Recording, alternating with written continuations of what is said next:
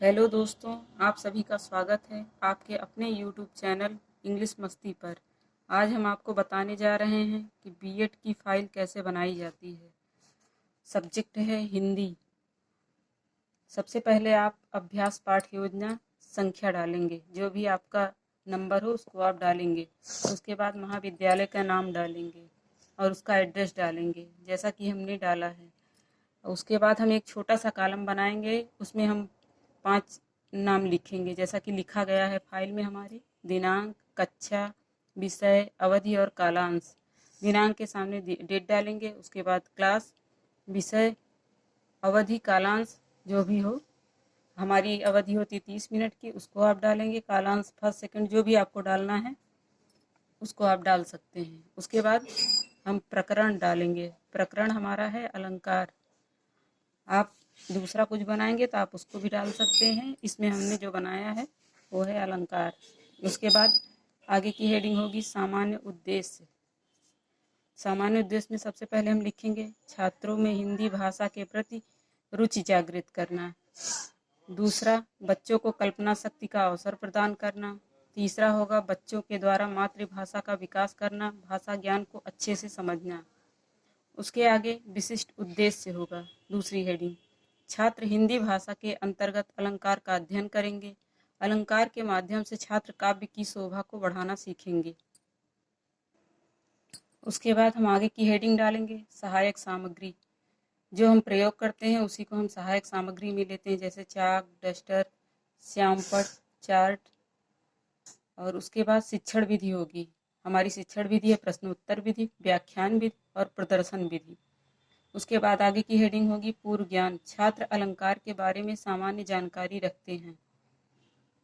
उसके बाद होगी एक छोटा सा चार्ट आप बनाएंगे, उसमें आप क्रमांक लिखेंगे, छात्राध्यापिका क्रिया लिखेंगे, छात्र अनुक्रिया लिखेंगे। सबसे पहले हमने प्रस्तावना प्रश्न बनाया हुआ है, उसमें सबसे पहला क्वेश्चन है आपके घर में कौन कौन से लोग रहते हैं। तो बच्चे जवाब देंगे मम्मी, पापा, दादा, दादी इत्यादि। दूसरा क्वेश्चन है अच्छा ये बताओ दादी और मम्मी क्या क्या पहनती हैं। बच्चे जवाब देंगे साड़ी, चूड़ी, जेवर इत्यादि। तीसरा क्वेश्चन होगा अच्छा जेवर को और क्या कहते हैं। तो बच्चे बताएंगे आभूषण। आभूषण को और क्या कहते हैं हिंदी व्याकरण की भाषा में। तो स्टूडेंट क्रिया में बताएंगे अलंकार। अलंकार के बारे में आप क्या जानते हैं। तो बच्चे मौन रहेंगे। यही हमारा समस्यात्मक प्रश्न होगा। उसके बाद हमारा नेक्स्ट हेडिंग होगा उद्देश्य कथन। उसमें हम लिखेंगे बच्चों आज हम अलंकार के बारे में विस्तृत अध्ययन करेंगे। प्रस्तुतिकरण। उसके बाद होगा छोटा सा चार्ट हम बनाएंगे, उसमें क्रमशः शिक्षण बिंदु, छात्राध्यापिका, छात्र छात्रा क्रिया, श्यामपट्ट कार्य। उसके बाद हम शिक्षण बिंदु में अलंकार किसे कहते हैं। फिर हम उसको बताएंगे काव्य की शोभा बढ़ाने वाले तत्वों को अलंकार कहते हैं। छात्र ध्यानपूर्वक सुनेंगे। दूसरा क्वेश्चन होगा अलंकार के कितने भेद होते हैं। अलंकार के 2 भेद होते हैं। कौन कौन से होते हैं नाम बताइए। शब्दालंकार और अर्थालंकार। उसके बाद बोध प्रश्न है अलंकार किसे कहते हैं। छात्राध्यापिका क्रिया में अलंकार किसे कहते हैं। छात्र छात्रा क्रिया में काव्य की शोभा बढ़ाने वाले तत्वों को अलंकार कहते हैं। अलंकार के कितने भेद होते हैं। अलंकार के 2 भेद होते हैं। उसके बाद क्रमशः डालेंगे। उसके बाद शिक्षण बिंदु, छात्राध्यापिका क्रिया, छात्र छात्रा क्रिया, श्यामपट्ट कार्य। शिक्षण बिंदु में है शब्दालंकार किसे कहते हैं। जब केवल 2 शब्दों में चमत्कार पाया जाता है तब शब्दालंकार होता है। उसके बाद नीचे शिक्षण बिंदु में अर्थालंकार किसे कहते हैं। जब अर्थ में चमत्कार पाया जाता है तब उसे अर्थालंकार कहते हैं। उसके बाद अगला क्वेश्चन होगा शब्दालंकार में कितने अलंकार मुख्य रूप से होते हैं। शब्दालंकार में मुख्य रूप से 3 अलंकार आते हैं। कौन कौन से। अनुप्रास, यमक और श्लेष। उसके बाद बोध प्रश्न है शब्दालंकार में कितने अलंकार मुख्य रूप से आते हैं। शब्दालंकार में मुख्य रूप से 3 अलंकार आते हैं। कौन कौन से। अनुप्रास, श्लेष और यमक। उसके बाद श्यामपट्ट कार्य आप खाली छोड़ देंगे। क्रमशः उसके बाद शिक्षण बिंदु, छात्राध्यापिका, छात्र छात्रा क्रिया और श्यामपट्ट कार्य डालेंगे जैसा कि आपने आगे डाला हुआ है। उसके बाद शिक्षण बिंदु में अनुप्रास अलंकार किसे कहते हैं। जहाँ व्यंजन वर्णों की आवृत्ति होती है उसे अनुप्रास अलंकार कहते हैं। उदाहरण जैसे तरन तनुजा तट तमाल तरुवर बहुछाए। इस पंक्ति में त वर्ण की आवृत्ति बार बार हुई है, इसलिए यहाँ पर अनुप्रास अलंकार होगा।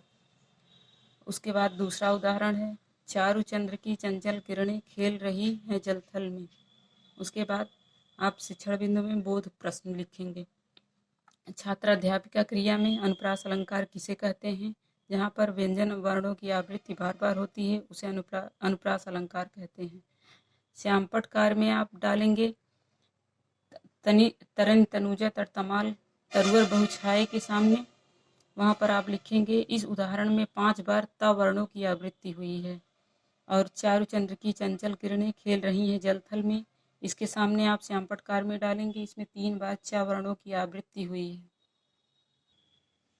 हेलो क्रमशः उसके बाद डालेंगे, फिर शिक्षण बिंदु डालेंगे, छात्राध्यापिका क्रिया, छात्र छात्रा क्रिया, उसके बाद श्यामपट कार्य डालेंगे। छात्राध्यापिका क्रिया में अनुप्रास अलंकार का उदाहरण बताइए, ये क्वेश्चन हम डालेंगे। उसके बाद उदाहरण में तरन तनुजा तट तमाल तरुवर बहुछाए। उसके बाद हम आगे की हेडिंग डालेंगे निरीक्षण कार्य। छात्राध्यापिका द्वारा कक्षा में घूम घूम कर निरीक्षण कार्य किया गया। छात्र छात्रा श्यामपट पर लिखा गया कार्य उतार रहे हैं कि नहीं। पुनरावृत्ति प्रश्न अलंकार किसे कहते हैं। अलंकार के कितने भेद होते हैं। अनुप्रास अलंकार की परिभाषा बताइए। उसके बाद गृह कार्य है, अलंकार की परिभाषा लिखिए, अनुप्रास अलंकार का उदाहरण बताइए। यदि हमारा वीडियो आपको अच्छा लगा हो तो प्लीज़ लाइक करें, सब्सक्राइब करें और शेयर करें। धन्यवाद।